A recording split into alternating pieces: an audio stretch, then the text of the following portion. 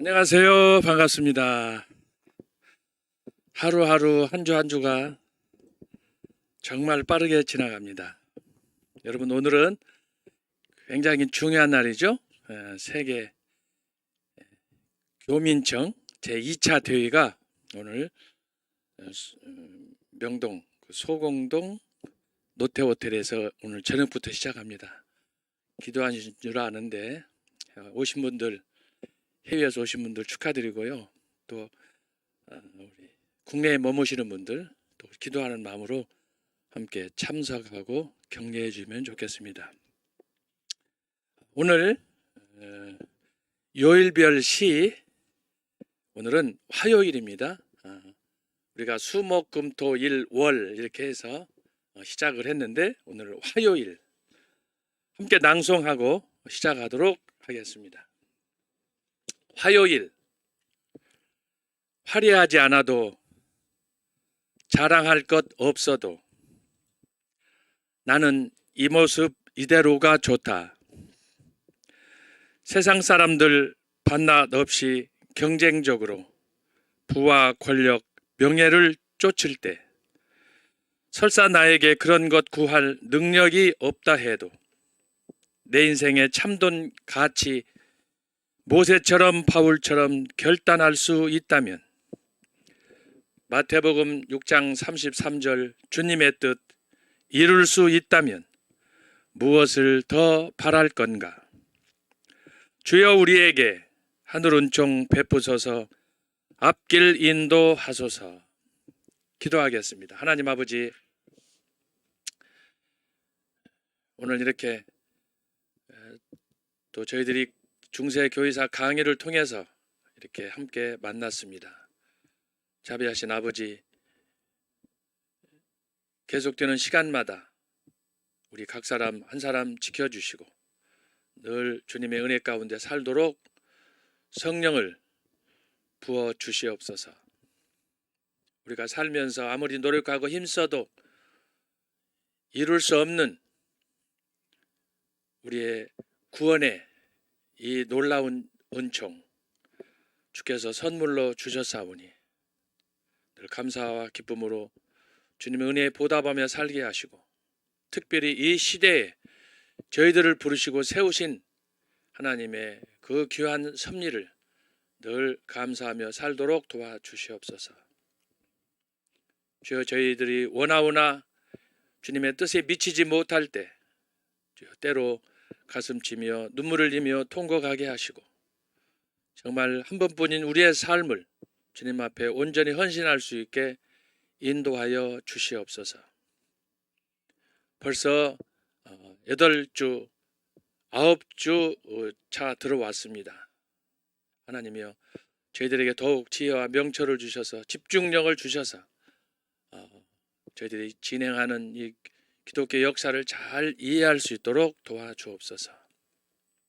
오늘 저녁부터 시작되는 제2차 세계 교민청 대회에도 하나님이 도우셔서 정말 이 교민청을 통해서 세계 곳곳에 우리 한민족 또 우리 기독교 공동체 결속할 수 있는 그런 청들이 세워지게 하시고 나아가서 누구도 꿈꾸지 못한, 이루지 못한 세계 선교에 앞장서는 선교 기지들이 될 수 있도록 인도하여 주옵소서. 이 일을 위해서 우리 전광훈 목사님이 세우셨사오니 저희들이 어디서 무엇을 하는지 미력하지만 목사님을 중심으로 이 소중한 이 놀라운 역사를 창조하도록 인도하여 주옵소서. 오늘 첫날 밤부터 금요일까지 진행되는 행사마다 하나님께서 성령을 부어주시고 이 시간에는 우리 중세 교회사 이해를 위한 그런 저희들이 강의를 시작할 때 주여 저희들이 열린 마음으로 강의 경청하게 하시고 하는 사람 듣는 사람 우리 모두에게 큰 은혜 임하도록 도와주시옵소서. 그래야 우리의 마음도 이 5월의 햇살처럼 정말 향기롭고 늘 푸르고 주님의 소망 가운데 살아가는 저희들 되도록 도와주옵소서. 시종을 주님께 의탁하오며 예수님의 이름으로 기도하옵나이다. 아멘. 자, 오늘은 중세교회사의 이해 원리. 자, 중세는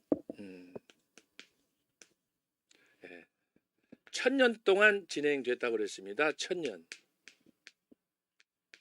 1000년. 여기서 500년.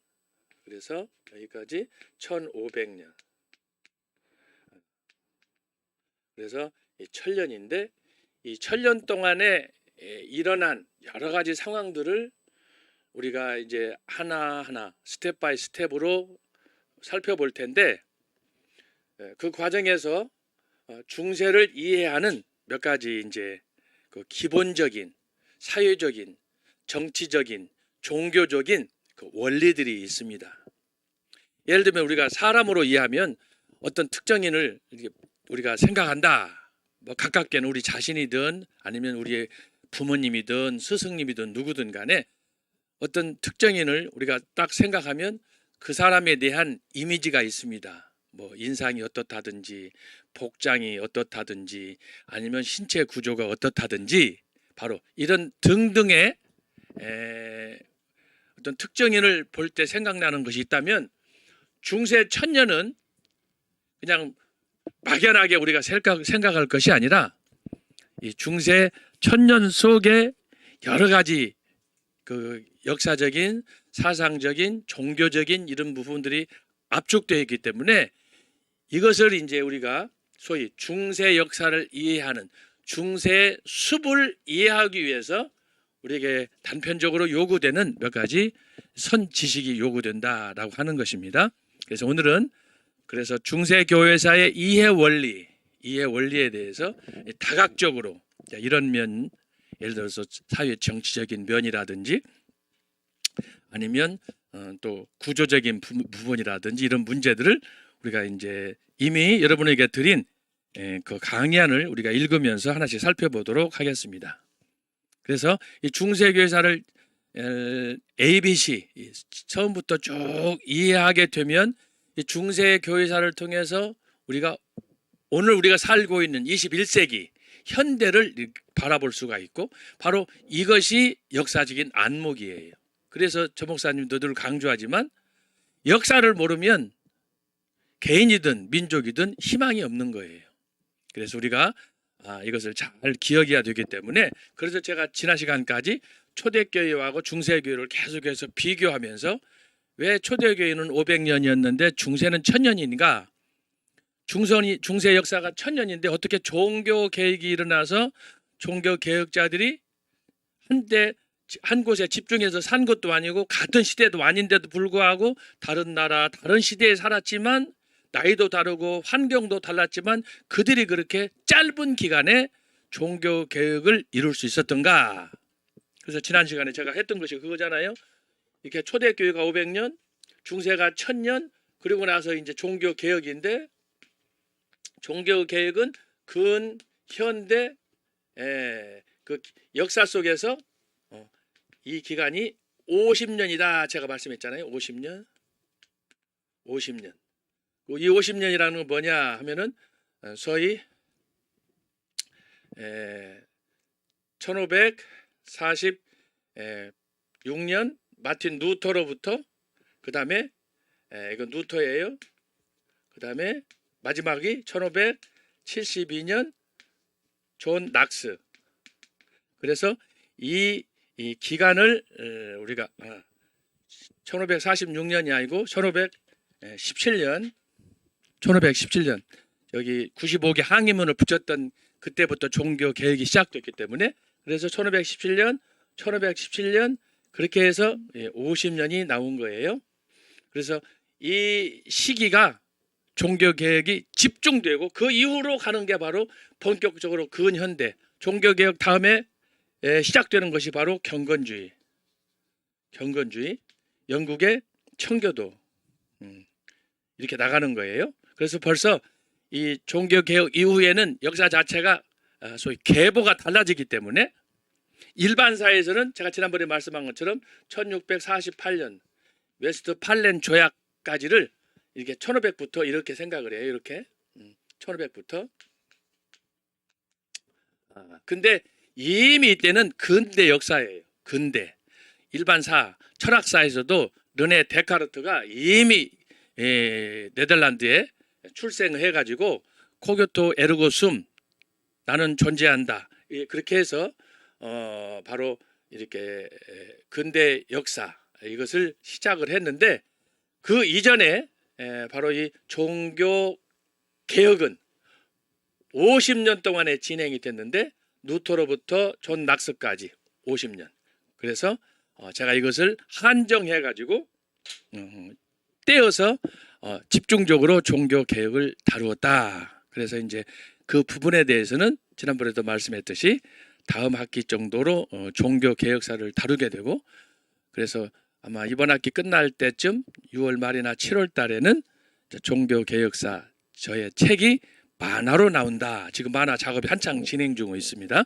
그래서 했고 자 그래서 오늘은 여러분 교환을 참고하시고 중세교회사의 이해 원리 이해를 어떻게 해야 될 것인가 어떻게 그림을 그리면 어떻게 스케치를 어떻게 산을 그리고 바다를 그리고 강을 그리고 집을 그릴 것인가 그것을 우리가 전체적으로 아웃라인을 정하는 거예요.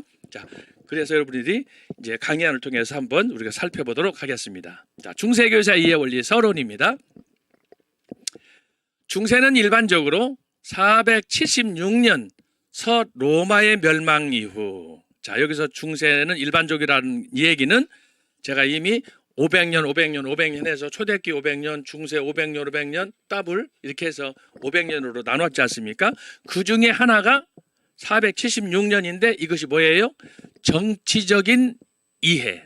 정치적 관점에서 노마를 볼 때 소노마가 망했기 때문에 476년이다 이거예요. 참고로 지난번에 여러 번 얘기했지만 두 번째는 430년 성 어거스틴의 죽음이다. 이게 어거스틴의 마지막. 그리고 중세 교회는 어거스틴의 그 신학적 기초 위에서 1000년 동안 진행이 되는 거예요. 그런데 문제는 뭐냐? 중세 로마 가톨릭 교회가 초대교회의 신학, 성 어거스틴의 신학을 기초로 했지만 1000년 동안 그 신학을 말아먹었다 제가 말씀드렸잖아요. 그래서 초대교회 사도적 전통에서 완전히 벗어나서 선행 위주로 인본주의로 이렇게 기울다가 보니까 그래서 신앙의 내적인 면보다는 너무 외형적인 면에 치중하다 보니까 결국은 지상 천국을 갈망하게 되고 그 지상 천국의 정점에 교황이 있는 거예요. 그런데 교황이 어떻게 됐다고 그랬어요? 소위 로마 교황청이 셋으로 나눠져서 서로 간의 갈등과 싸움과 투쟁 속에서 그래서 프랑스 아비뇽으로 이전하게 되고 교황청이 이전한다는 것은 있을 수 없는 거예요. 그런데 소위 말해서 교황은 하나님의 대리자다라고 했는데 교황, 신들의 전쟁이 로마 가톨릭교회에서 일어나는 거예요. 이건 불가사의한 것 중에 하나예요. 결국은 교권을 놓고 누가 주도권을 잡고 있느냐 이거 하나 정치적인 명예를 위한 권력을 위한 것 때문에 싸우다가 로마 천주교가 분열해가지고 결국은 스스로 망하는 그래서 종교개혁은 이건요 운명처럼 피할 수 없는 이 사건으로 가게 되는 거예요. 대책이 없는데 어떻게 저와 여러분도 가끔씩 그런 경험을 하잖아요. 열심히 뭔가를 계획하고 열심히 노력도 하고 했는데 이것이 잘 풀리지 않았을 때 그때 겪는 저와 여러분 탄식, 절망 아마 다 있지 않습니까? 그때 한 송이 장미꽃이 피어나듯이 어둠을 깨뜨리고 바로 이 종교개혁이 찬란한 광명의 빛으로 등장했는데 1000년 동안 말아먹었던 이 기독교 역사 전통을 종교개혁자들이 50년 만에 이걸 회복시켰다. 그래서 The Reformation 그 사건은 보통 사건이 아니에요. 종교개혁 사건은. 그래서 제가 여러분에게 강조를 했고 자 여기서는 바로 476년은 초대교회를 500년으로 정리하는 첫 번째 정치적인 이해 476년 두 번째는 430년 성 어거스틴의 사상적 이해 그리고 590년 그레고리 1세의 소위 종교적인 이해 이 세 가지 중에 하나를 여기서 했는데 이렇게 한 이유는 종교적인 거나 사상적인 것보다도 가장 당시에 중요했던 건 뭐냐 그러면 로마가 망한 이후에 중세가 바로 이제 새로운 시대로 초대교회는 그리스 로마였는데 이제 중세로 가면서 로마 게르만으로 바뀌어지는 거예요. 이게 이제 중세에 나타난 큰 특징이에요. 그 중심에 지난 시간에도 말씀했지만 우리가 중학교 고등학교 때 배웠던 프랑크 왕국, 서프랑크, 이게 현재로서는 프랑스예요. 프랑스가 중세 역사 1000년을 지배하는 중심, 우리 같으면은 노린자위 같은 역할을 한다. 그래서 프랑스가 매우 중요하고 지금 현재 유럽 공동체 안에서도 바로 이 프랑스가 중심이 되어서 독일과 이탈리아와 삼각관계 속에서 지금 EU 공동체 지금 27개 나라 이것을 영도하면서 가고 있는데 2016년에 소위 영국에서 민족적으로 정치적으로 사상적으로 많이 다르잖아요. 거기는 섬이고 그래서 이 브렉시트 소위 EU 공동체에서 영국이 탈퇴해 가지고 별도의 공동체로 단독으로 이렇게 독립해서 나갔는데 지금 현재 상황은 뭐냐? 영국이 옛날 18세기 19세기에는 해가 지지 않는 나라였지만 지금은 해가 지려고 하는 아주 어두운 그 상황에 영국이 직면했습니다. 지금 심각한 상황입니다. 이건 내가 이제 시간이 있을 때 별도로 또 말씀 나누기로 하고 어쨌든 여기서는 바로 그런 면을 지적한 것입니다. 중세는 일반적으로 476년 서로마의 멸망 이후 1517년 마틴 루터의 종교개혁까지 약 1000년을 가리킨다. 이 긴 역사의 이해를 위해서는 다양한 분석과 방법이 요구됩니다. 간략히 한 줄로 정리하면 중세는 정치와 경제, 사회와 문화, 사상과 종교적으로 그리스 로마 시대에서 로마 게르만 시대로 이동하였습니다. 그래서 중세 1000년은 바로 굉장히 중요한 프랑스와 독일을 중심의 이 게르만 시대의 그런 그 전통들이 확고히 자리 잡는 이것이 기초가 되었기 때문에 결국은 지금까지 세계의 문화, 역사, 정치, 모든 예술 그것은 지금 이 틀 안에서 벗어나지 못하는 거예요. 그래서 중세교회사를 중세를 잘 이해해야 제가 아까 말씀드린 것처럼 어떻게 오늘날 우리가 살아갈 것인가, 우리의 미래는 어떤 것인가 하는 것을 중세를 통해서 전망할 수 있다라고 하는 거예요. 그런데 전체적으로는 뭐냐? 중세는 겉으로는 기독교적이고 하나님 중심인데 실제로는 뭐냐? 내부적으로는 매우 세속적이고 인간적이었다. 그것이 특징이에요. 그것을 이제 이 초대교회에서 중세로 가서 1000년 동안 유지되는 가운데 이제 나타나는 현상들이에요. 그 정점이 뭐라고 그랬어요? 교황이다 그랬잖아요. 교황. 그래서 교황은 신의 대리자라고 했지만 실제로는 신의 대리자가 아니고 자기 스스로 신이 되어서 모든 영광을 받는, 이제 구약적으로 말하면 소위 바벨론의 느부갓네살이에요. 네살과 같은. 그래서 느부갓네살은 아예 이교 이방 왕이자 당시에 이제 이방 신을 섬겼기 때문에 그렇지만 중세 로마 가톨릭의 교황은 기독교의 절대자인 하나님을 믿는 그의 대리자라고 했지만 실제적으로는 이렇게 세속적으로 타락한 거예요. 그것이 중세교회다라고 하는 거예요. 그래서 제가 지금 말씀드린 것처럼 그래서 외형적으로 볼 때 여러분 중세교회를 보세요. 바티칸 성당을 보든지 런던 영국의 캔터버리 대성당을 보든지 독일의 퀼런 성당을 보든지 뭐 프랑스에 있는 여러 성당들을 보세요. 어마어마하잖아요. 그거 당시에 지금부터 500년 1000년 전에 그걸 지었으면 그 재정적인 비용이 얼마겠습니까? 여러분 입이 짝짝 벌어지잖아요. 우리나라 명동 성당 가보세요. 성당 거기다 대면 아무것도 아니에요. 그 정도로 어마어마하게 웅장하게 지었는데 그게 뭐냐? 거기에 하나님이 계시느냐? 안 계신다는 거예요. 왜? 교황이 스스로 신이 되어서 다 자기가 영광을 가로채기 때문에 사도행전에 나타난 헤롯처럼 영광을 자기가 스스로 쟁취하는 거죠. 이것은 심하게 말하면 하나님의 이름을 도용한 사탄의 괴수다 이렇게 말하는 거예요. 이단이 따로 있는 게 아니에요. 그래서 우리가 중세를 통해서 그런 통찰력을 갖고 정말 하나님이 원하시는 교회는 어떤 것인가, 하나님이 원하시는 하나님의 종은 어떤 모습이어야 되는가라는 것을 반면 교사할 수 있는 것이 바로 중세 역사다라고 하는 거예요. 여기서 이제 그걸 얘기하는 거예요. 그래서 한 줄로 정리하면 바로 그리스 로마 시대에서 로마 게르만 시대로 이동하는 것이다. 그러나 중세는 오랜 기간을 통해 성과 속, 긍정과 부정, 발전과 퇴보의 역사를 남겼습니다. 자, 이것은 성과 속이라는 건 겉으로 나타났을 때는 거룩해 보이는 거예요. 그런데 실제로는 썩고 부패한 거예요. 그리고 겉으로 봤을 때는 하나님이 함께 하시니까 베드로 성당, 퀼른 성당, 캔터베리 대성당, 저는 퀼른은 안 가봤지만 영국에 있을 때 제가 캔터베리 대성당을 가봤습니다. 이건 장난이 아닙니다. 장난이 아니에요. 어마어마하게. 그래서 거기는 하나님이 계시는 하나님의 성소다라고 해서 긍정적인데 실제로 거기에는 뭐예요? 하나님은 안 계시는 거예요. 마리아 숭배, 성인 숭배.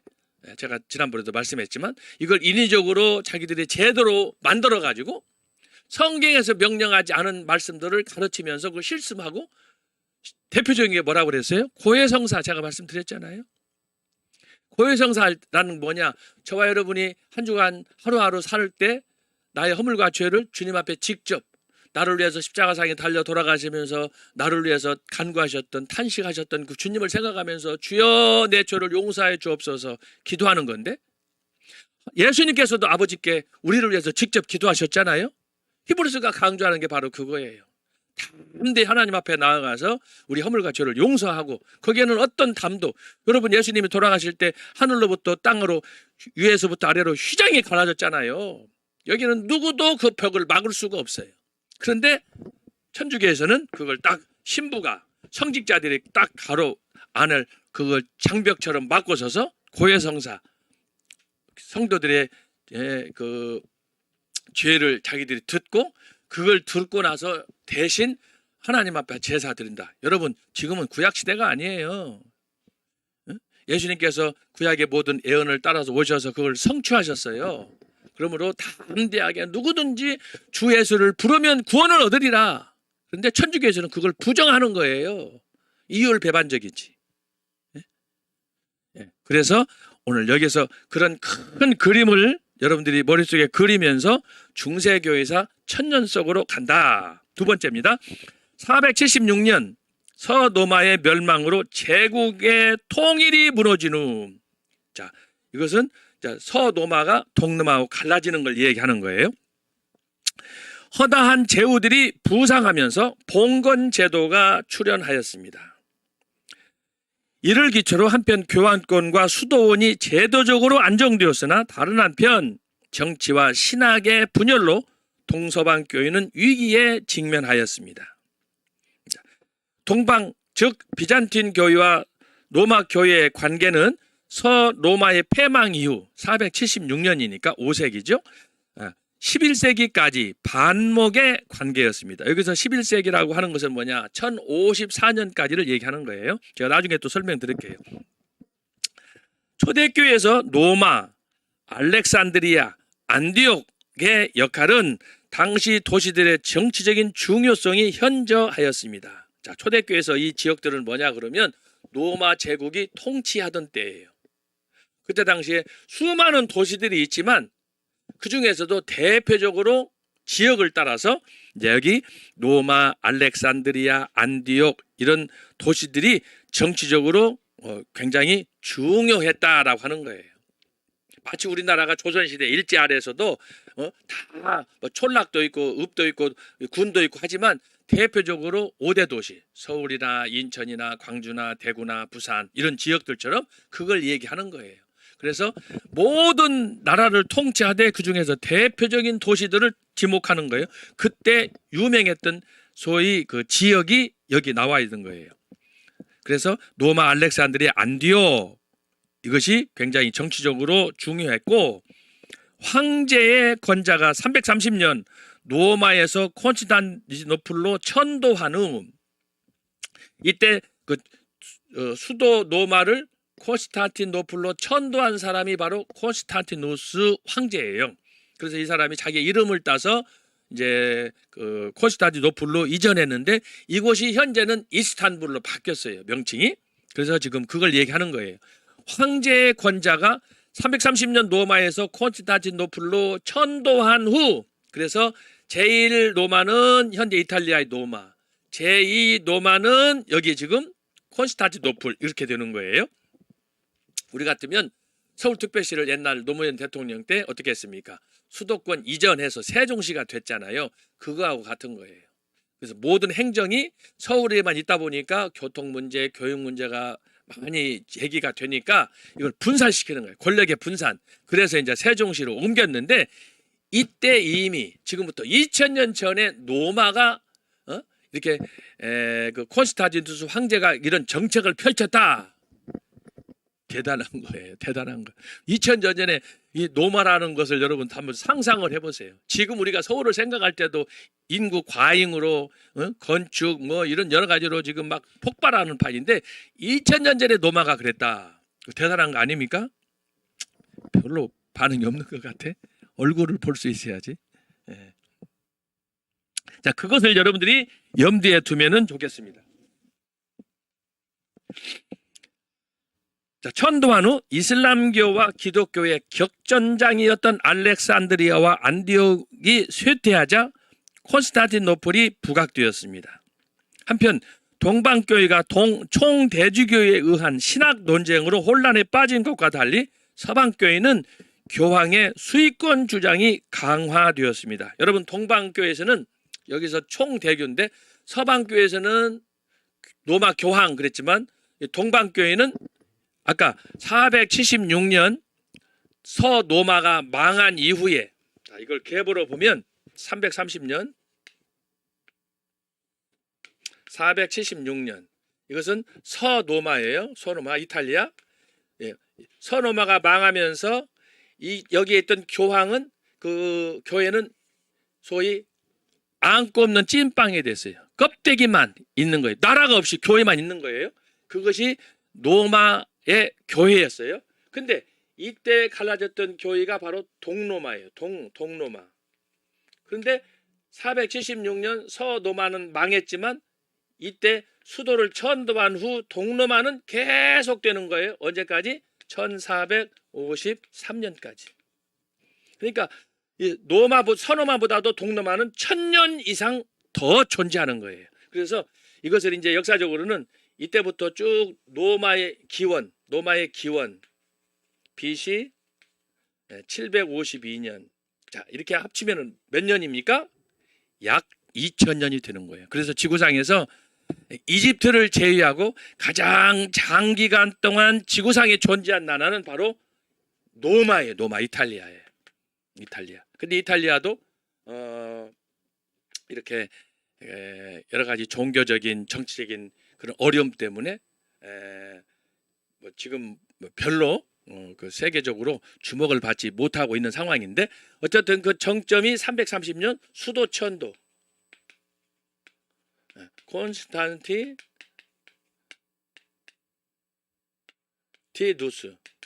황제 330년 이게 중요합니다. 그래서 330년에서 이게 서로마 동로마로 이때 서로마의 수도는 로마, 동로마는 콘스탄티노플 현재 이스탄불 이렇게 해서 나눠지게 됐다라고 하는 것입니다. 그런데 재밌는 건 뭐냐? 동로마가 이렇게 330년에 로마하고 이렇게 나눠지면서 서로마는 교황 그레고리 1세가 590년에 교황제들을 만들면서 성직자는 결혼하면 안 된다라고 했지만 동로마는 뭐냐? 분열한 이후부터 330년 이후부터 교회가 독자적으로 쭉 발전하는 과정에서 여기서는 뭐냐? 성직자 결혼해도 좋다. 여기는 결혼 오케이야. 결혼. 근데 서로마는 결혼 불가.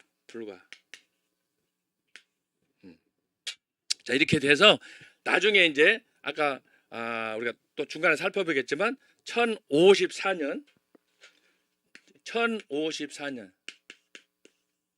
이 동로마하고 서로마가 갈라졌으니까 330년에 갈라졌는데 이것을 하나로 통합하기 위해서 서노마 쪽에서 동로마야 총대주교, 여기는 감덕이라고 안 합니다. 총대주교예요. 그래서 특사를 보내가지고 하나를 합치려고 했는데 그게 안 됐어요. 그래서 영원히 갈라졌는데 그것이 바로 1054년 동서방교회 분열이라고 하는 거예요. 이것이 여기서 압축되어 있어요. 그래서 여기에서 지금 우리가 간단하게 살펴봤지만 이것은 굉장히 중요한 역사적인 시점이 여기에 함축되어 있다라는 것입니다. 그래서 동방교회가 총대주교에 의한 신앙 논쟁으로 혼란에 빠진 것과 달리 서방교회는 교황의 수익권 주장이 강화되었습니다. 그러나 동방교회는 서방교회의 교황의 수익권과 로마 교회의 이념을 거부하였습니다. 이것이 뭐냐 하면은 동방교회의 총대주교는 성직자들이 결혼하고 또 국가 정치에 적극적으로 개입하고 또 이렇게 소위 말해서 동로마의 황제가 교회의 모든 임명권을 갖고 주도하고 했지만 서방 로마에서는 나라가 있어야지. 그러니까 나라하고 전혀 상관없이 교권만을 강조하는 그런 상황이 이것이 전개가 되는 거예요.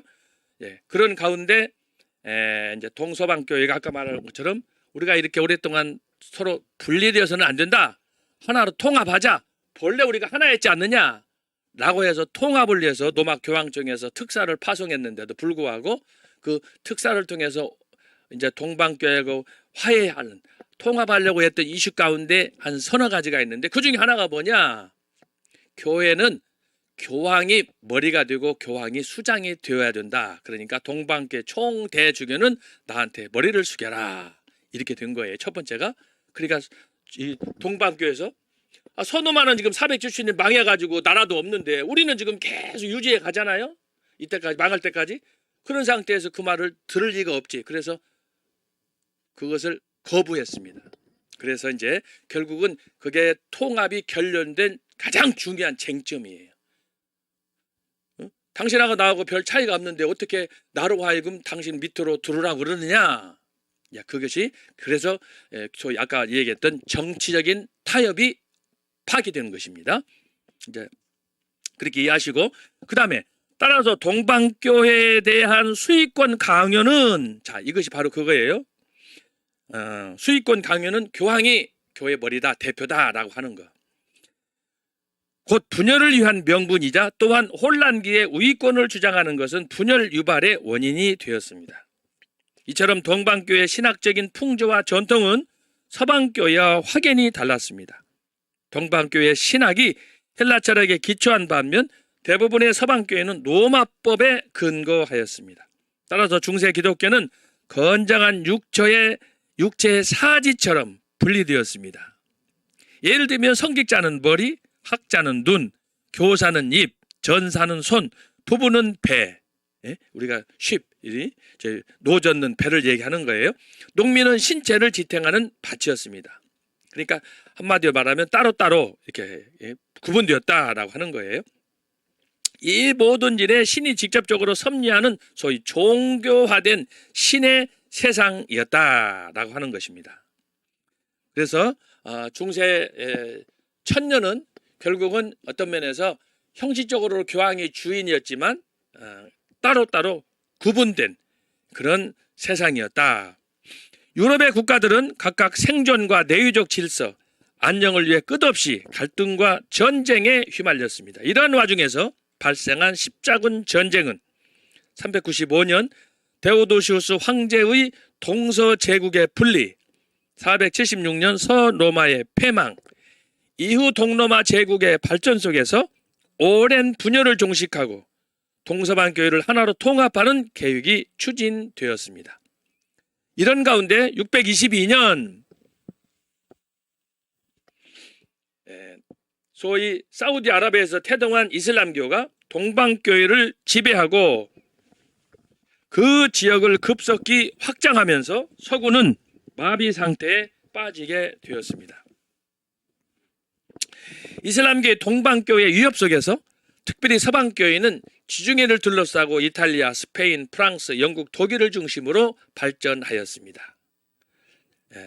그래서 이제 622년 이후 100년이 지나면 연대적으로는 732년인데 마흐메트가 622년에 소위 메카에서 이슬람교를 창시한 이후 그리고 732년 100년이 지나는 동안에 소위 현재 아프리카 이것을 전체를 다 정복해서 이슬람화하게 되었고 그리고 이제 732년 스페인을 넘어서 프랑스로 유럽으로 상륙하려고 하다가 그 와중에 이제 소위 피레네 산맥 스페인과 프랑스의 국경선 우리 같으면은 태백산과 같은 그런 산인데 그 산에서 패배하면서 결국 프랑스와 현재 유럽이 이슬람에서 이렇게 그 지켜냄을 보게 되고 그래서 현재까지 기독교가 프랑스를 중심으로 해서 건재하게 지금까지 내려오게 됐고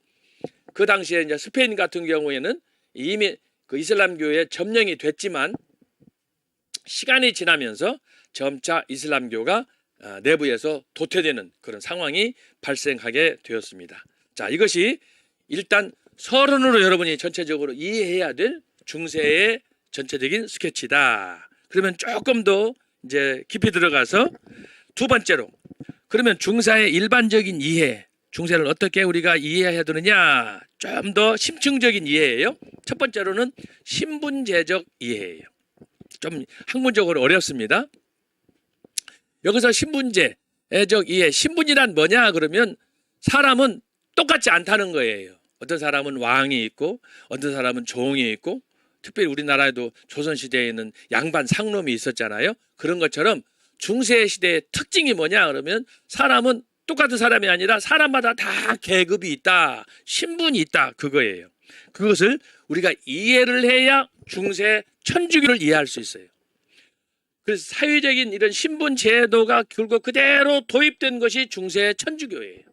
그러니까 중세 천주교는 엄격하게 말하면 우리가 생각하는 만인 제사장설, 만인 제사장이란 뭐예요? 우리 모든 사람이 다 똑같다는 거예요. 제사장이라는 건데 이 자체를 거부하는 거예요. 이게 중세 천주교예요. 그렇기 때문에 종교 개혁자들 아까 얘기했듯이 종교 개혁자들이 누터, 쯔빙글리, 칼빈, 낙서가 이건 아니다. 이건 반성경적이다. 비성경적이다. 그래서 소위 종교 개혁을 일으켰는데 거기에 수많은 나라들이 수많은 백성들이 거기에 동조하면서 소위 새로운 시대 종교 개혁을 성공적으로 바쳤다라고 하는 것입니다. 그래서 여기서 지금 우리가 살펴보려고 하는 것은 그래서 중세를 이해하려고 하면은 신분제적 이것을 이해를 해야 된다. 제가 간략하게 몇 줄로 정리를 했습니다. 자, 이것은 연구가들의 고전적인 방식으로 중세 연구가 중에 샤를 누아조라는 분이 있는데 이분이 중세를 아주 심층적으로 분석을 했습니다. 제가 볼 때는 최고의 학자예요. 그에 의하면 중세는 세 신분인 성직자와 귀족, 농민으로 구성이 되었습니다.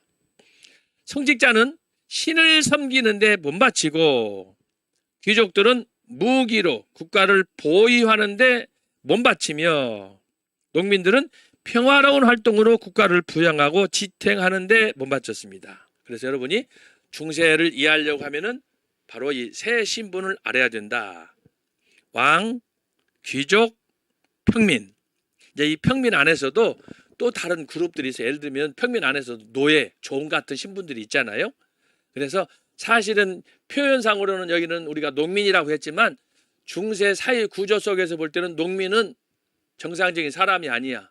교회다가 헌금하고 바치는 노예였어요. 노예. 이것이 바로 중세의 신분제에 나타난 특징이다. 그리고 여기도 그 네 번째 줄 썼잖아요. 농민들은 평화로운 활동으로 국가를 부양하고 지탱하는 데 몸바쳤다. 다 바치는 거예요. 이런 과정에서 나중에 교황청에 베드로 성당을 지어야 되는데 헌금이 없으니까 헌금하라는 거죠. 그러니까 중세에 그 500년 전, 1000년 전에 뭘 먹고 살겠습니까? 그런데도 불구하고 헌금해야 천국 간다 생각하니까 하늘에 상급이 많다라고 하니까 그 당시에 사람들이 엽전 2푼 뭐 그거라도 제대로 있었겠어요? 먹고 사는 끼니? 예? 사렙다 과부 뭐 그 이상이지. 그런데 그분들이 교회에다가 헌금을 해서 왜? 이 땅에서는 고생을 해도 죽어서는 천국에서 주님과 더불어 영원토록 살기를 원하기 때문에. 그런데 그들의 그런 간절한 마음을 기대를 교회는 꺾어버린 거죠. 왜? 세속적인 영광과 권세를 탐하기 때문에 그렇게 되는 거예요. 그런 면에서 이 중세교황청이나 중세로마 가톨릭 교회는 매우 잘못한 아주 사탄적인 그런 존재가 되는 거예요. 그래서 이제 어떤 경우 그런 경우가 있잖아요.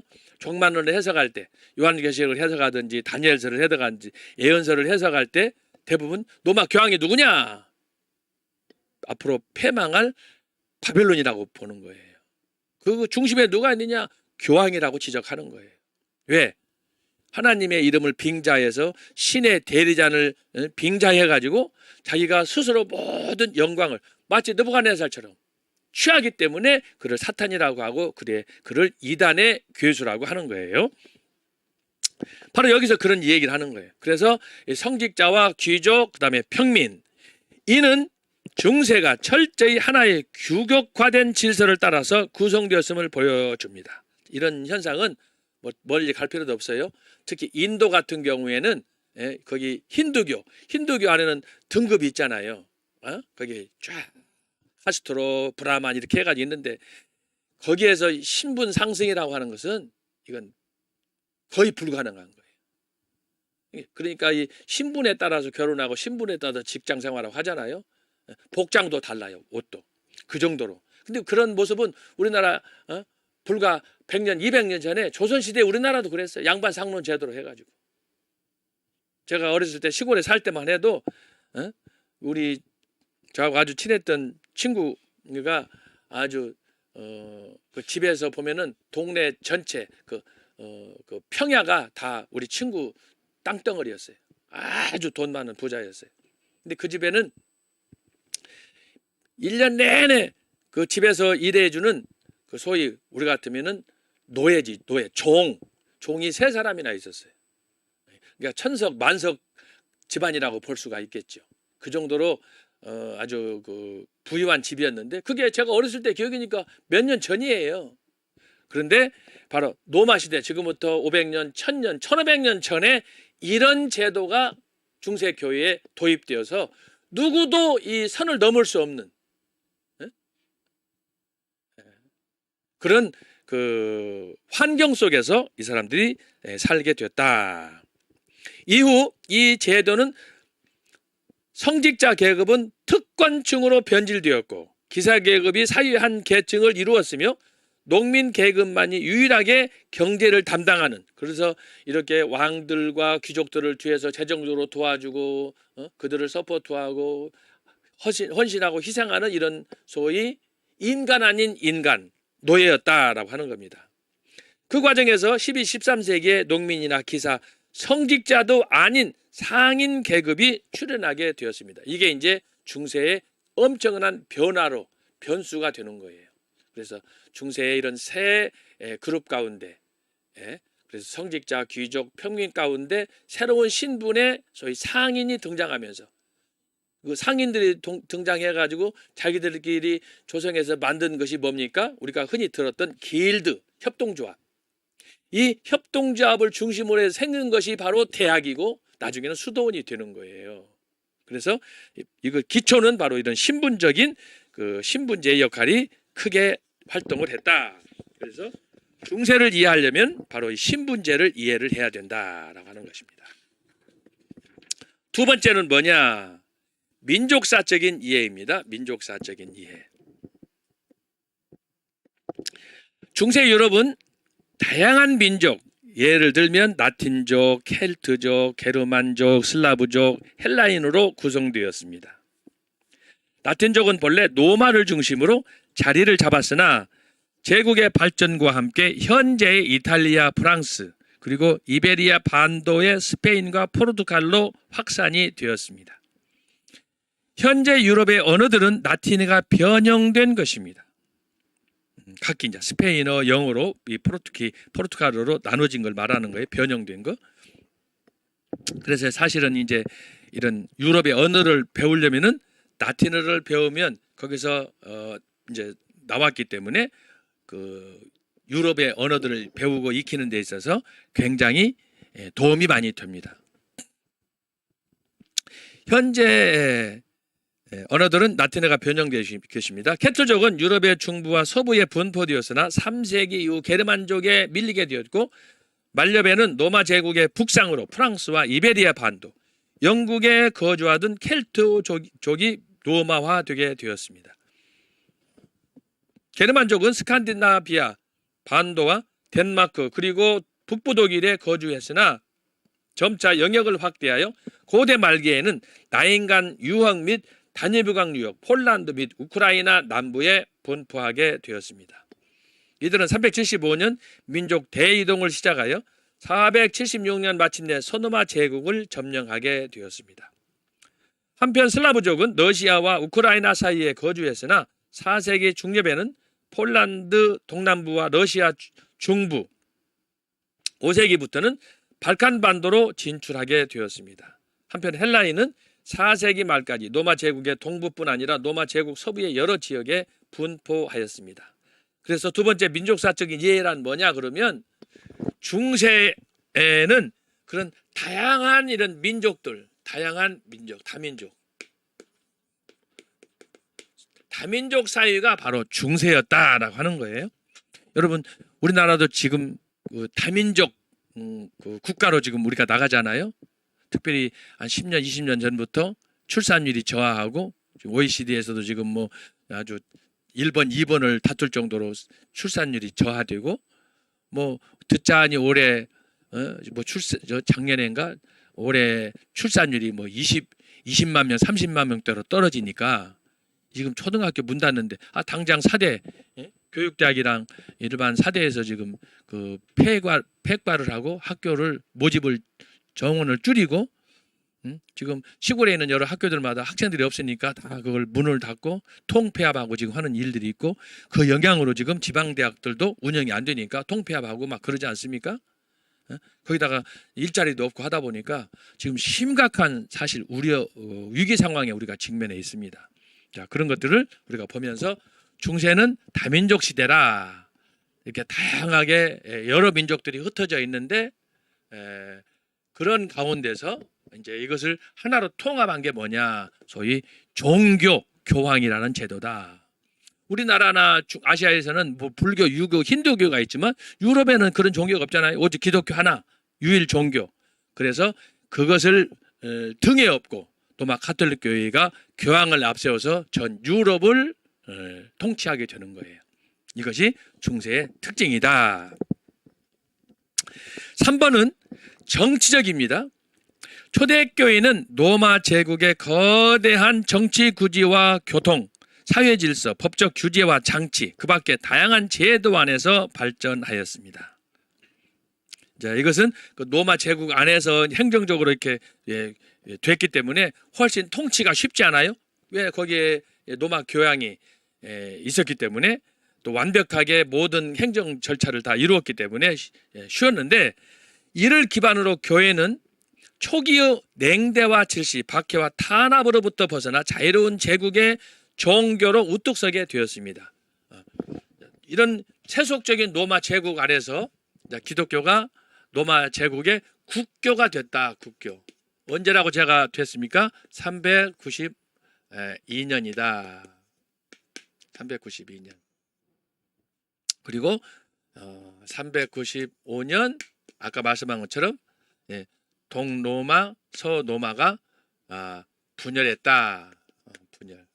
330년 수도 천도하고 그리고 나서 395년 이제 이게 이때는 콘스탄티누스 황제, 이때는 데오도시와스 황제. 데오도시우스 황제. 그래서 연도가 달라요.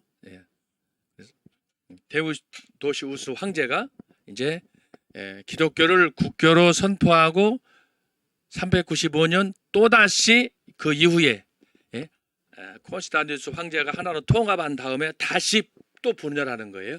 그 마지막 분열이 395년이다. 이걸 얘기하는 겁니다. 그래서 정치적으로 이렇게 이제 기독교가 자유를 누렸기 때문에 곳곳에 교회가 세워지고 믿는 자들의 수가 급증하였습니다.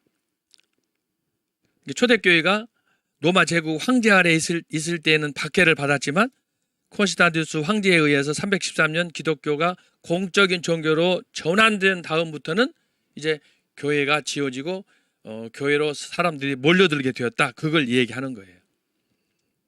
그래서 믿는 자들의 수가 급증하였다. 근데 여기서 여러분 또 제가 나중에 말씀드리겠지만 이렇게 박해받는 상황에서 이제 박해가 없어지고 교회 건물이 세워지고 교회로 많은 사람들이 모이는 과정에 또 다른 문제가 발생하죠. 그건 우리나라하고 아주 유사해요. 일제 때 신사참배를 강요하니까 대부분의 사람들이 위협을 못 느껴서 극복하지 못하고 죽음에 도전해서 신앙을 정조를 버리고 타협해서 신사참배에 가담하지 않아요. 심지어 그 앞장섰던 사람이 당시 목사들이었어요. 그런데 그 신사참배가 강요되었을 됨에도 불구하고 우리가 주기철 목사님을 존경하는 이유는 끝까지 주기철 목사 신사참배를 거부한 거죠. 그래서 순교의 잔을 마시게 되지 않습니까? 바로 그런 배경이 여기에 있다라고 하는 거예요. 그래서 이렇게 일부 주기철 목사님 같은 분들이 순교자의 길을 갔지만 거의 절대 다수는 목사부터 장로, 집사 모든 성도들은 앞에서 목사들이 신사참배를 하니까 죄가 안 된다고 하니까 다 넘어가는 거예요. 그렇게 해서 이제 참 신사참배가 가결이 되고 그래서 일제의 그 수탈 속에 이제 교회가 통제 속에 들어가게 되는데 그러다가 해방을 맞고 그러다가 또 6.25를 맞고 이제 그런 과정에서 이제 교회들이 지방마다 여기저기 도처에 세워졌잖아요. 그런데 뭐 지방 이게 뭐 사람들이 많이 있는 읍이나 군이나 이런 데는 그래도 교회가 대형 교회도 되고 뭐 사람들이 많이 모이니까 그렇지만 시골 같은 데는 조그마한 집, 뭐 스레트 집, 벽돌로 지은 집, 뭐 30명, 50명, 100명 모이는 조그마한 오막살이 같은 그런 교회 건물이었을 텐데 해방되고 나서 6.25를 거치면서 거기 있는 거주민들이 거기 있는 크리스찬들이 멀리 갈 수가 없잖아요. 그래서 지역 교회를 출석을 했는데 가서 보니까 고자질하고 그 많은 기독교인들에게 고통을 주고 했던 그런 사람들이 그 마을에서 한 교회로 모인 거죠. 그러다 보니까 이제 거기에서 피치 못할 그런 갈등, 원망, 탄식이 나오는 거죠. 그 대표적인 사례가 우리나라 지금 전라남도 영광의 염산교회라는 교회예요. 아주 정말 그 피눈물 나는 그런 그 고난의 시기를 겪었던 그분들이 지금도 후손들이 살고 있는 곳이 바로 그곳이에요. 저도 몇 차례 가봤는데 정말 이것은 제가 개인적으로 볼 때는 영원히 해결될 수 없을 거예요. 그 정도로 상처가 많은 곳입니다. 그래서 여기서 이제 갑자들이 로마 제국의 박해 아래에서 박해가 해제되고 교회 건축을 하고 성도들이 교회로 모여들어서 보니까 수가 증가했는데 그걸 봤더니 거기는 왼수들이 많은 거죠. 고자질하는 사람, 배교한 사람, 거기에는 뭐 진짜 얼렁뚱땅 이렇게 해서 요즘에 우리가 흔히 듣는 뭐 개 뭐 이런 놈들이 거기 다 오는 거예요. 그러니까 그 중에서 독실하게 믿음 생활하려고 끝까지 순교신앙으로 살았던 사람들은 그 사람들을 보면은 용납이 되겠습니까? 안 되지. 고난을 주님의 순교를 바라보면서 오직 주님을 바라보면서 살아왔었는데 거기에 보니까 그런 사기꾼들이 와서 거기에서 같이 예배보고 거기서 기도하고 있으니 그 광경을 옆에서 볼라니 그게 수용이 되겠습니까? 인간인데. 그래서 교회가 수적으로 부흥하고 했지만 외관상은 참 좋았지만 내적으로 봤을 때는 교회는 상처가 지울 수가 없는 거죠. 그런 현장이 바로 이때 교회였다. 이 같은 전통에 의해서 로마의 주교는 다른 어떤 주교보다도 가장 큰 권위를 갖게 되었습니다. 자, 여기서 제가 하나 여러분 참고로 로마 교회가 여기서 나오는 게 수익권을 주장했다 그러잖아요. 수익권. 이 수익권이란 뭐냐 그러면 세계의 모든 교회 가운데 로마 교회가 대표다. 그래서 교황 제도가 나온 거 아닙니까? 그런데 이때 우리가 그 초대교회를 보면은 5대 교구가 있어요. 5대 교구. 5대 교구가 있는데 그 첫 번째가 로마예요. 로마. 이 로마는 로마 시대에 로마 황제들이 교회를 박해했을 때 로마 교구는 굉장히 큰 역할을 했어요. 그래도 로마 그 교회에 소속된 사람들은 위로를 받고 격려를 받고 그래서 박해 시대에 지도자가 없으면 다 양들이 흩어져 버릴 텐데 그래도 그걸 버텨주고 끝까지 믿음으로 독려했으니까 그런 면에서 초대교회 로마 이탈리아 수도 로마에 있는 교회는 대단한 그런 어떤 면에서 어머니 교회 역할을 했다라고 하는 거예요. 그래서 초대교회에 5대 교구가 있는데 첫 번째가 로마고 두 번째가 뭐냐 이게 1번 2번은 예루살렘이에요. 예루살렘. 예루살렘은 뭐냐 초대교회 로마 황제의 통치 안에서도 예루살렘은 특별 구역이에요. 왜?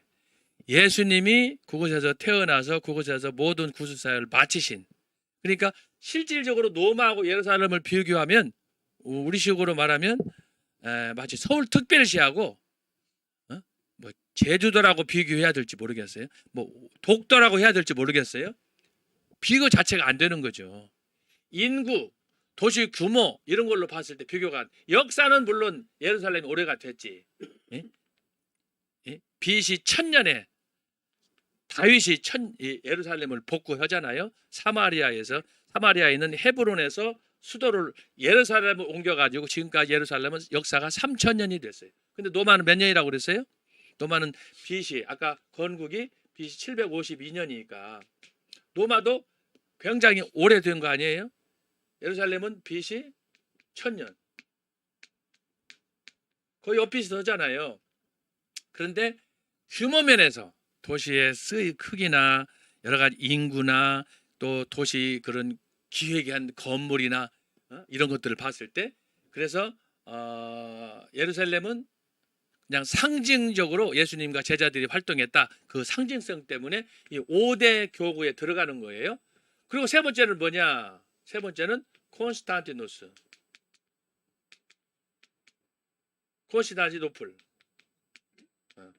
아까 말씀했죠? 이 로마가 제1 로마. 여기는 제2 로마. 왜 이렇게 됐다고 그랬어요? 로마가 너무너무 로마 제국이 전 세계를 제패하다 보니까 행정적으로 컨트롤 하기가 어려워. 그래서 로마의 모든 그 집중된 구조를 분산시켜 가지고 통치에 편리하도록 하기 위해서 제2의 로마를 콘스탄티노플에 설치했다. 그래서 이것이 바로 5대 경우 중에 세 번째 로마, 예루살렘, 콘스탄티노플. 네 번째가 뭐냐? 여기 나왔죠? 알렉산드리아. 그리고 다섯 번째가 안디옥. 이 알렉산드리아하고 안디옥은 이제 이것도 나중에 이제 우리가 살펴볼 수 있을 텐데 초대교회가 하나님이 어떤 분이냐, 예수님이 어떤 분이냐 신학적으로 논쟁에 휘말렸을 때 알렉산드리아하고 안디옥에서 이쪽에 있던 신학자들끼리 서로 이론을 주고받고 서로 싸우면서 이제 결국 여기서 나온 것이 뭐냐 하면은 삼위일체 그리고 예수님의 기독론 이런 것들이 알렉산드리아 학자들과 안디옥 학자들의 논쟁 속에서 이제 이것이 나중에 정립이 됩니다. 그래서 여기서 살펴볼 수 있는 것은 이렇게 5대 교구가 있었지만 5대 경우 중에 안디옥이나 알렉산드리아나 콘스탄티노플이나 예루살렘은 로마하고 비교할 때 이걸 다 합쳐도 로마의 비교가 안 됐어요. 규모나 인구나 제도나 이 로마는 벌써 BC 750 이때부터 오랫동안 모든 것이 축적되었기 때문에 로마의 전통이라는 것은 상상을 못하죠. 한마디로 모든 길은 로마로 실제로 통했어요. 그리고 로마는 영원하리라 그랬잖아요. 그래서 여러분들이 반드시 기억할 것은 초대교회는 5대 교구가 있었다. 이것은 각 지역을 대표한, 나라를 대표한 그런 도시였다. 그런데 그런 그 도시마다 이렇게 교회가 있었지만은 이런 모든 걸 합쳐도 로마 교회, 이 로마 교회를 능가할 교회는 없었다라고 하는 것이, 이거 중요해. 그러다 보니까 처음에는 교회마다 다 똑같았어, 권위가. 마치 요즘 우리 한국 교회처럼 뭐 사랑제일교회, 뭐 영락교회, 무슨 소망교회 하게 되면은 교회가 차별이 없어요.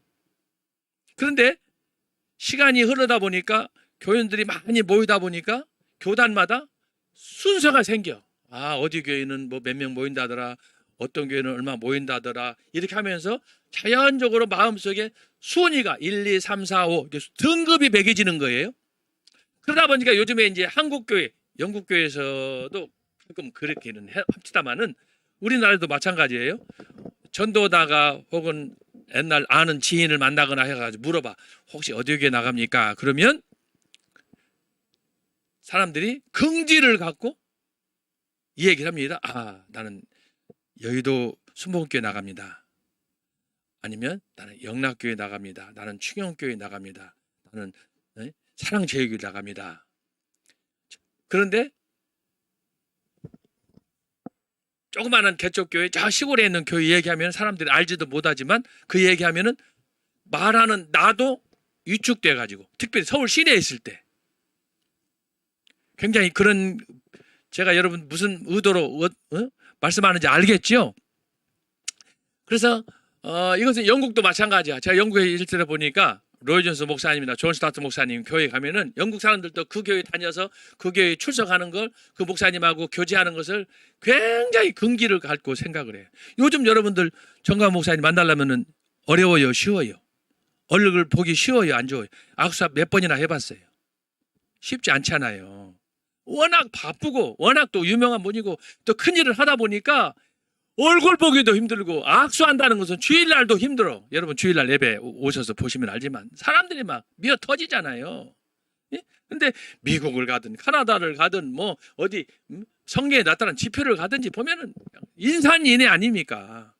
그러니까 어째서 어떤 분들은 그래, 멀리서 얼굴만 보는 것만 해도 할렐루야 은혜가 된다는 거야.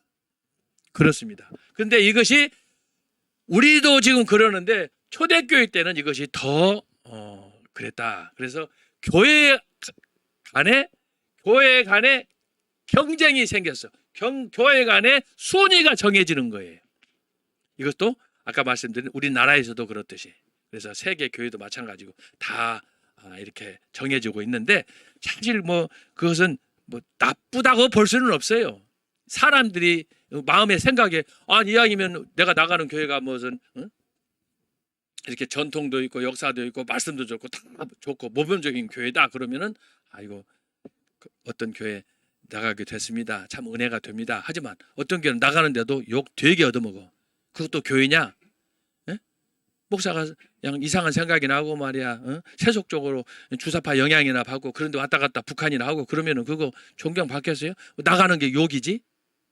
그런 걸 지금 말씀하는 거예요. 그런데 초대교회는 이렇게 5대 교구. 우리나라에는 로마 천주교가 제가 알기로는 5대 교구가 있어요. 서울, 부산, 그 다음에 대구, 광주, 인천. 이게 5대 교구예요. 지역별로. 우리 장로교로 말하면 이게 일종의 총회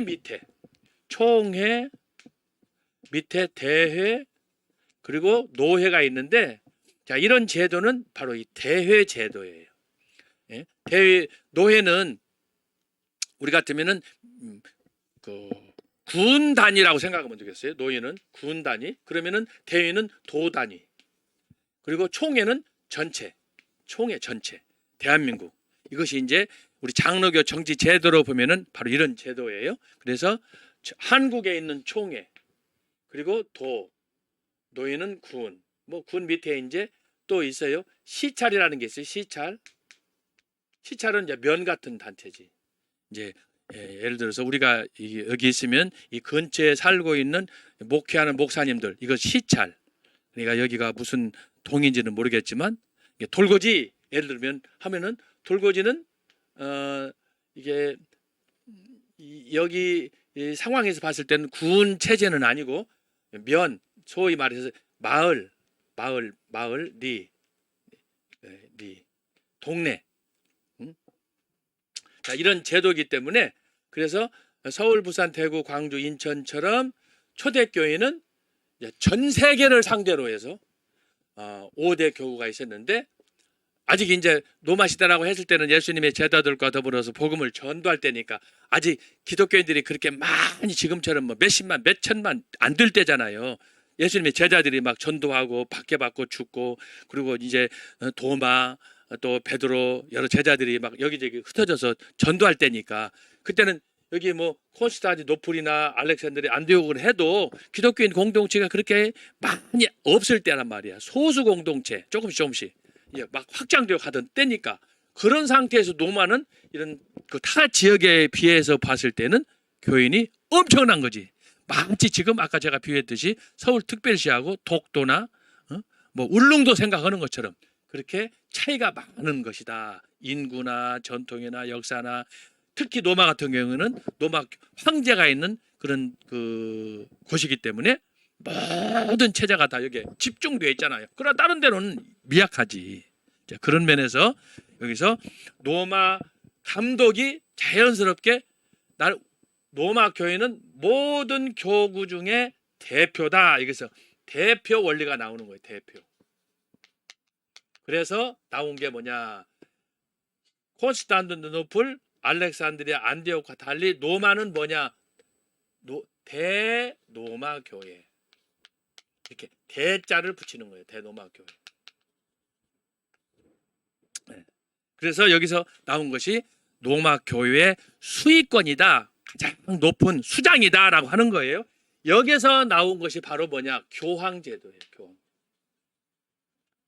네. 소위 수익권. 노마 교황이 모든 교회의 수장이다. 우리 같으면은 그런 대표다라고 하는 것을 여기서 말하는 겁니다. 그래서 여기 3번의 네 번째 질문. 이 같은 전통 위에서 노마의 주교는 다른 어떤 주교보다도 가장 큰 권위를 갖게 되었다. 이들은 이것을 위해서 이제 성경적으로 체계화했습니다. 나름대로 마태복음 16장 18절을 근거로 그리스도의 정신을 계승한 베드로가 노마 교회를 세웠다고 믿었습니다. 자, 이것이 이제 그 마태복음에 있는 베드로의 신앙 고백 이후 베드로에게 열쇠를 천국문을 여는 열쇠를 주잖아요. 이것을 근거로 노마 천주교가 바로 교리를 만들었다. 그래서 사도 베드로에 의해서 직접 자기들이 그 전통을 계승했다라고 하는 거예요. 근데 이것은 착각이에요. 왜 그렇습니까? 초대교회하고 노마교회의 그 역사적인 분고점은 590년이라고 그랬잖아요. 590년. 그 이전에는 교황 제도가 없었어요. 그냥 감독과 목사와 주교밖에 없었어요. 그런데 590년 그레고리 1세가 590년 교황이 되면서 제1대 교황이 되면서 만든 게 교황 제도야. 근데 이것을 나중에 자기들 나름대로 체계화하기 위해서 이것을 소급해가지고 베드로를 제1대 교황으로 만든 거예요. 이건 천주교 조작한 거라고 봐야죠. 그래서 여러분이 이것을 참고하시면 되겠어요. 그래서 노마 주교 네오 1세는 교회의 권위를 확립하기 위하여 이를 설파하고 교황 그레고리 1세는 교황의 보편적 우위를 주장하게 되었습니다. 그래서 바로 이런 배경 속에서 그래서 이제 교황 제도가 나오게 됐고 그래서 그 이전에 노마 황제가 통치할 때 박해하던 그런 어려웠던 상황 속에서 이 교회들이 어떻게 하나님을 섬겼는가? 그때 다른 교회와 달리 노마 교회는 어떻게 했는가? 그래서 노마 교회의 수익권을 주장하게 됐다라고 하는 것을 참고하시면 좋겠습니다. 중세 가톨릭의 그러나 타락과 오만은 하나님의 징벌을 피하지 못하였습니다. 자, 이렇게 자기들이 로마 교회의 수익권을 주장했지만 타락의 상징은 로마 가톨릭이었다라고 하는 거예요. 마침내 622년 마호메트의 등장으로 기독교는 엄청난 충격을 받았으며 십자군을 통하여 교회를 일깨우게 되었습니다.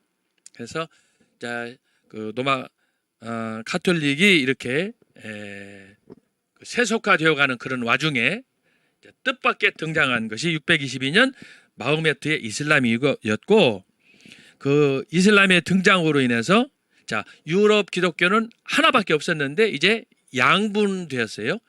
이슬람 620년에 이슬람과 양분이 되었고, 또한 아까 했듯이 1054년에 동방교회와 서방교회가 분리하면서 결국은 3파전이 됐다. 여러분, 하나였다가 마호메트의 등장으로 2파전이 됐어요. 근데 기독교가 내부적으로 싸울 때 이슬람교는 급속도로 팽창해서 아까 100년 만에 스페인까지 점령했다고 그러잖아요. 그리고 이제 프랑스, 소위 피레네 산맥을 넘어서 프랑스, 유럽을 점령하려고 했다가 거기서 멈췄는데, 그 이후로 서방교회는 동방교회와 갈등과 대립 속에서 1054년 결국은 완전히 결발하게 됐다. 자, 있는 교회가 이슬람에게서 뺏기고 또 이 나머지 교회가 둘로 나눈 채 서로 싸우고, 그러다가 이제 또 그나마 거기서도 로마 교황들끼리 서로 자기들끼리 내가 진짜 하나님의 대리다. 또 교황끼리 서로 싸우고 또 교황청을 프랑스 아비뇽으로 이동하게 되고, 그 사이에 이슬람은 하나인데 기독교는 세 개로 나눠지는 거예요. 그러니 중세 로마 가톨릭 교회가 얼마나 버티겠습니까? 거기다가 교회는 지어야 되니까, 베드로 성당은 지어야 되니까 재정적인 그 악화로 인해서 재정은 어렵고,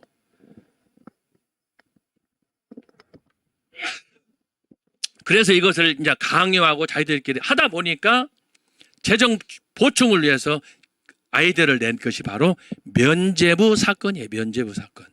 그러니까 이슬람은 급속도로 막 팽창하고 자비를 베풀고 막 이것저것 과부들을 돌보고 하는 그런 판인데, 포교에 집중하는 판인데, 기독교는 동방교회하고 서방교회, 또 서방교회는 또 서로 그 교황권을 둘러싸고 나눠져 가지고, 그래서 결국은 아까 살폈듯이 1500년 때쯤 됐을 때에 로마 교회는 대책이 없다. 그런 상황 속에서 아까 말씀했던 소위 종교 개혁자들이 루터를 비롯해서 독일, 프랑스, 그다음에 스위스, 영국, 스코틀랜드 이런 다양한 나라들의 그쪽에서 성장을 했던 다른 시대의 다른 그런 개혁자들이, 그렇게 예비된 그런 개혁자들이라고 할 수 있겠죠. 이들이 종교 개혁을 일으켜서 로마 가톨릭의 부정을 저지르고, 그래서 성경으로 돌아가자. 이것이 바로 종교 개혁이다. 그래서 지난 시간에 살펴했듯이 오직 성경으로 돌아가자. 이런 전통이 아니다.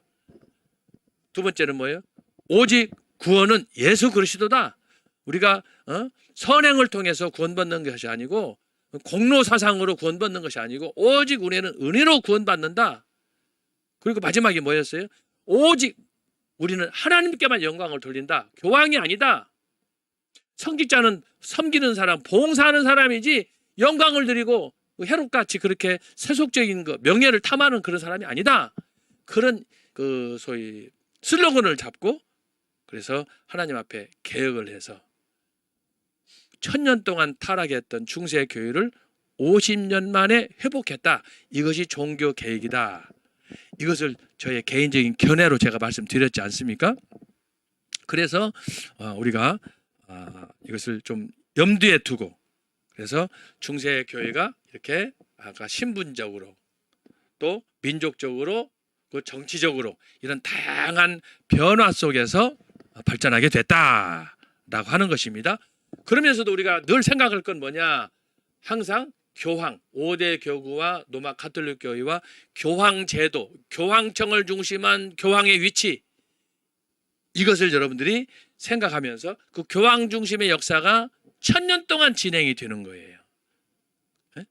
아까도 제가 말씀했지만 그래서 하나님의 이름을 빙자한 신의 이름으로 그들이 목회하고 교회를 다스린다고 했지만 실제적으로는 예수 그리스도와 상관없이 성경이 가르치지 않는 교리를 중심으로 제도화해가지고 그래서 자기들이 특권을 누리는 그런 교회가 중세 로마 가톨릭 교회였다. 이것이 로마 시대의 그런 전통을 그대로 계승해가지고 로마 가톨릭 교회가 세속적인 시스템을 그대로 교회 안에 적용시켜가지고 이것을 저희 교리화해서 1000년 동안 유지해 왔다.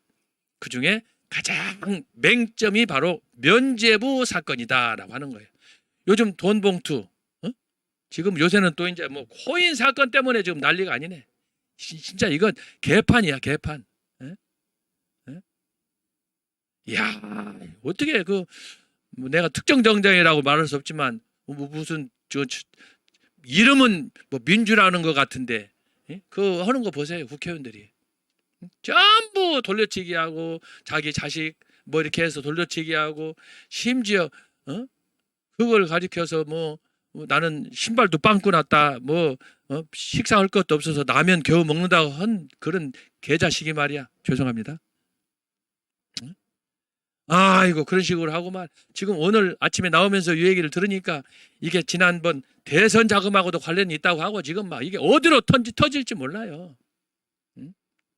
제가 어제는 집에서 우연히 보다 보니까 지난번 대통령 후보 나왔던 사람 그 욕한 것이 유튜브에 올라와 있더라고. 그 형수하고. 그래서 나는 처음으로 그걸 한번 들어봤어요. 한 15분 정도 됐는데 들어봤는데 이야 가관이 돼. 그 형수는 정말 사람이 인격자도만 인격자야.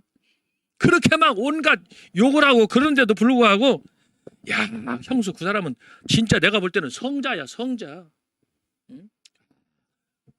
그 대화하는 걸 보니까 아니 왜 욕을 하시냐고 말이야. 오히려 달래면서 욕하지 말라는 거야. 근데 막 그 대통령 후보 지난 사람은 말이야 막 욕을 하는데 제가 들어본 중에 기상천외한 욕이야. 이야. 형수가 마지막으로 그러더만 나한테 왜 전화했냐고 욕을 하고 전화했냐고. 그러니까 막 또 쌍욕이 나오는데 하여튼 절대 들을 수 없는 욕이야. 이건 사탄의 계시를 받지 않고는 못하는 욕이야. 그치? 아이고. 그래서 내가 궁금해서 한번 어제 유튜브에 우연히 뭐 어떻게 보다가 그거 있어서 뭐 떴더라고. 그전에는 못 봤는데. 그래서 이재명 뭐 욕설 뭐 이렇게 원본 해가지고 올라왔길래 호기심이 한번 이렇게 열어봤거든요. 봤는데 누가 어떤 분이 댓글을 달았어요. 진짜 어떻게 이런 사람을 대통령 안 뽑기 잘했다고. 만약에 대통령 뽑아놨으면 나라 망해먹었다 이거지. 근데 그동안에 우리 정광훈 목사님께서 광화문에서 뭐 전국 미국 가는 데마다 그걸 다 외쳤지 않습니까? 근데 그게 100% 맞은 거예요. 그런 놈들이 뭐 당의 대표라고 그러고 나라 지도자라고 나서고 그랬으니 이야 진짜 이 노마 시대 같으면 어떻게 되겠어요? 그거 다 제거했지 벌써. 사탄의 괴수들 아닙니까? 자 그리고 4번으로 갑니다. 4번은 사회문화적인 이해입니다. 자, 신분, 민족, 정치, 사회.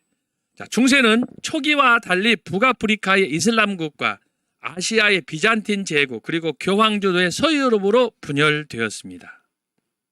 아까 제가 민족사적으로 여러 인종들이 산다고 그랬지 않습니까?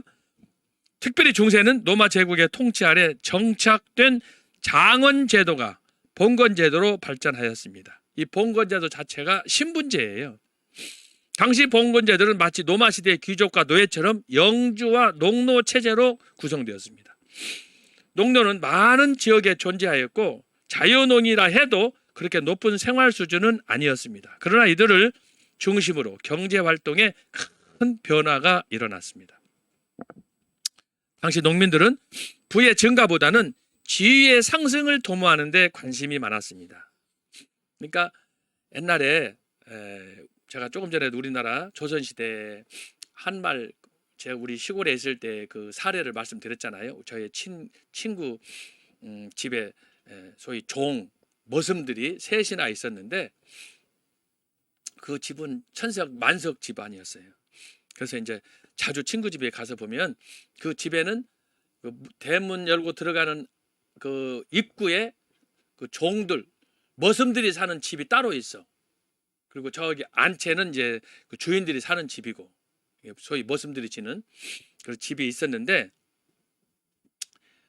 여러분 생각해 보세요. 당시에 머슴들 1년 내내, 그때만 해도 지금이야 월급 받겠지만 그때는 쌀 뭐 1년에 뭐 몇 가마, 그때는 뭐 물물 교환이나 현금 거래 이런 것들이 참 불편했던 시절이니까, 제가 어렸을 때만 해도 그랬어요. 시골에서 농사를 지으면 소위 보관증이라 그래가지고 요즘 같으면은 뭐 현금 뭐 이렇게 자기압 수포 같은 그런 것인데, 그걸 하나 농사 지어서 나락을 별을 추수해서 가마니에 담아서 50가마니다 뭐 100가마니다 맡기면 그 보관하는 영수증 하나 받고 거기다 맡기는 거예요. 그리고 필요할 때 그걸 이제 정미를 해가지고 정미소에 정미를 하면 그걸로 쌀을 한 마를 해든지 한 가마니 하든지 필요한 양식을 갖다 먹고, 그리고 그때 쌀값에 따라서 그걸 현금화해서 이제 자식들 생활비도 쓰고, 저도 아버님이 하시는 걸 봤어요. 그걸 팔아서 초등학교, 중학교, 고등학교 등록금 대주고, 그게 생활이에요. 그렇게 해서 했는데 어느 날 이게 이제 그런 보관증이라는 제도가 없어지고 현금 제도로, 그래서 우리 시골에 교회 전사님이 그때 계실 때에도 교사님한테는 돈이라는 게 없어. 그리고 대부분 그 월별 사례비를 쌀 뭐 한 가마니나 또 이제 뭐 식생활 하는데 뭐 별도의 뭐 이제 농사 지으면은 추수감사절 때 뭐 이렇게 별도로 보너스로 드린다든지 이런 정도로 하고, 그러다가 어느 날 이렇게 그 제도가 바뀌는 바람에 쌀로 주었는데 그때부터는 이제 매월 얼마씩 해가지고 월급 제도로 바뀌더라고요. 근데 그게 불과 얼마 안 돼요. 제가 어렸을 때 이제 그런 걸 봤는데, 그러다가 나중에 이제 이게 뭐 월 연봉이 얼마냐, 뭐 상업이 얼마냐, 막 이렇게 해서 이제 우리의 생활 제도 자체가 완전히 바뀌었는데, 그때 꿈이 뭐냐 그러면 우리가 가난을 어렸을 때 다 벗어나고 싶었잖아요. 근데 이것은 우리들이 일반적인 꿈이었지만, 그런 그 돈 많은 부자들 집안에서 농사 짓고 자유도 없이 1년 내내 사주면서 그 수고비로 받는 그런 소위 머슴들, 종, 노예들은 그곳에서 벗어나고 싶지, 그렇지 않겠습니까? 제가 시골에 살았을 때 그 머슴을 하던 그 사람하고 결혼한 누나가 옆집 살았는데, 저는 그 누나, 머슴 남편 누나하고 그 집안하고는 아주 친했어요. 그런데 그 머슴은 형이라고도 부를 수도 없고 매인이라고도 부를 수도 없고, 동네 사람들이 다 그 사람을 사람으로 안 보니까. 그런데 이렇게 정상적인 집안에서 내려온 우리 옆집이지만 누나하고 결혼해서 사는데, 야, 그거 인식이 안 바뀌어요. 결국은 이제 애들이 크고 성장하고 이제 중학교, 고등학교, 대학교로 진출하다 보니까 고향을 떠나서 서울로 가니까 지금까지 이제 본 적이 없지만, 야, 평생 그 뭐라 그럴까 멍에에서 못 벗어나는 거예요. 머슴이라는, 좋은 말로 머슴이지 종, 노예, 이거 얼마나 참 그 사람의 인격을 모독하는 표현입니까? 성경에서도 노예와 종이라고 그러지만 성경에 그리고 그 사람이 아니잖아요.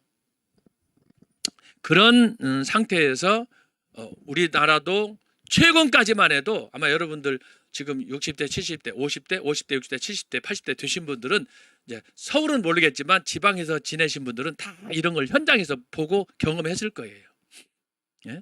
뭐 우리나라만 그렇게 했어요? 미국은 안 그렇게 했어요? 미국은 다 원래 다 노예가 있던 그런 공인된 나라인데, 유럽도 마찬가지야. 그게 바로 봉건제도, 장원제도, 노마시대부터 심지어 신약시대부터 쭉 있었던 전통이에요.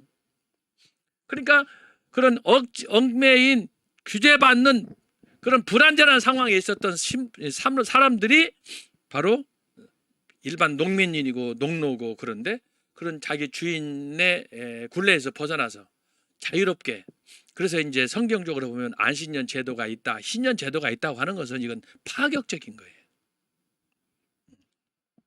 그래서 기독교는 정말 사람을 존중하고 남자 차별 없이 모두가 공평하게, 그래서 나온 것이 예수님께서 십자가를 통해서 이루신 만인 제사장설 아닙니까? 휘장이 위로부터 아래로 갈라짐으로 인해서 누구든지 자유롭게 주님이라 부르고 구원받고 하나님께 찬양할 수 있는 그런 길을 주었는데, 천주교에서는 교황이 그걸 자기가 대리인으로 고해성사를 해라, 뭐 견신예를 해라, 뭐 이런 거 다 잘못된 거죠. 자, 그런 걸 우리가 여기서 이해하고 가는 것이 좋다. 그래서 사회 문화적으로는 바로 이런 그 봉건제도와 농노제가 영주가 있었다. 우리나라도 최근까지 바로 그런 조선시대가 아주 특별하게 이런 부분들은 많이 나타나지 않아요? 그 양반 상놈 제도가 바로 그거예요. 허준 같은 경우도 바로 그거예요.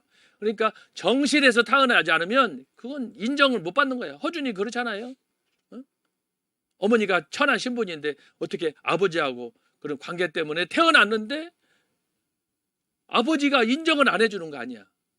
그런 상처들이 우리나라에 너무너무 많아요. 아마 우리 주변에서도 혹시 여러분 가운데서도 그런 배경에서 성장한 사람도 있지 않을까 모르겠어요. 결국은 한 맺힌 그런 민족이 우리 이웃들이 주변에 많다, 이 말씀입니다.